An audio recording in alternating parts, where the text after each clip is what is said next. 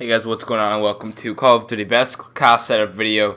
This one's going to be for Team Ladder, which includes 3v3, 4v4, and if you're really into it, I guess you could do 5v5 with this, but yeah, pretty much just 4v4 is what I tend to do with these classes, and I hope you guys do think they're very useful.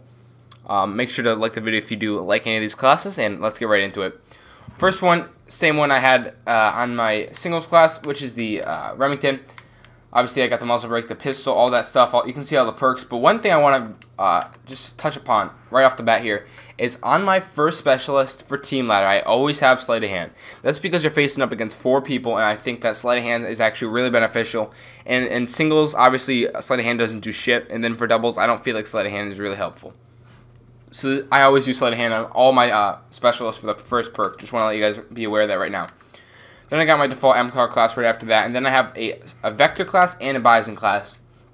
You can see I have the Reflex and the foregrip. I find these the most useful attachments on the Vector, but I've been experimenting around. You could also take out the foregrip, put on the muzzle brake. You could take off the Reflex, put on the muzzle brake, and you can do a whole bunch of stuff with this class, but I found this the most useful for me.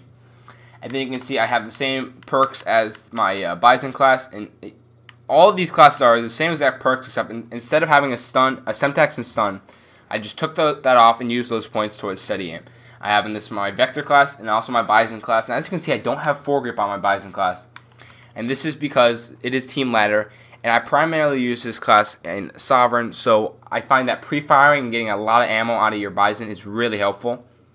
And I don't really find that foregrip is as useful as the extended mags is, because you're going to be obviously you have 4 people on you, especially in Sovereign. You're going to have a lot of people on you, so having extended mags is really, really helpful.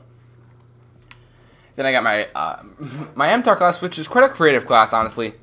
And you can see I have double nades in this class, and I also have a stun. I use this class in stuff like Warhawk, primarily Warhawk, where you got to be using a lot of nades and stuff. And I just have a sub, where I have double nades, because I also have some other AR classes that have double nades on them as well. And then I got the Vector class with 2 smokes. And as you can see in the title of this class, it has sub, so I can switch this off for a Bison, I can switch this off for an MTAR, whatever I want. But currently I have the Vector on, and I have double smokes, and this is for, rushing across the spots. Like if I'm going to be on Octane, I'm going to double smoke the map, and I'm going to push across with the sub, or I'm going to double smoke B-bomb on Warhawk, and I'm going to push up to posts and stuff. Stuff like that is what I really use it for. Then I also got a classic Remington thermal class, with the typical perks I would have on any of those classes, and I also do have a smoke there, just for whatever reason. If I need to smoke something, I do have a thermal to back me up. Then here is a really creative class. It's the M27 with double nades strong arm, and trust me guys, this is for purely Warhawk, and it works. If you learn some nade spots, I'll be going over some nade spots in the future. I'll make a whole series on that once I get into nade spots, because I really don't know that many at all on the maps. I know one for White Truck and Warhawk, but that's really all I got so far on that. But this is a strong arm class with double nades. So basically I just run off the brake to Wire Tower, and I chuck 2 nades in that direction.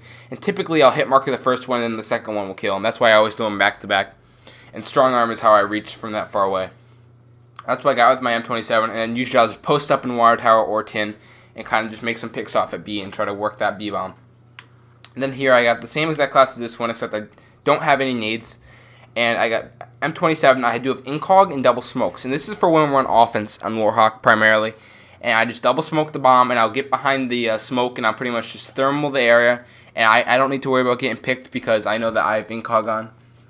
And I also have double smoke, so I can smoke a huge area at once. And as you can see on both these classes, my specialists do consist of a blast shield and a tac resist. And that's so I don't, gotta get blown up by, nades and stuff like that.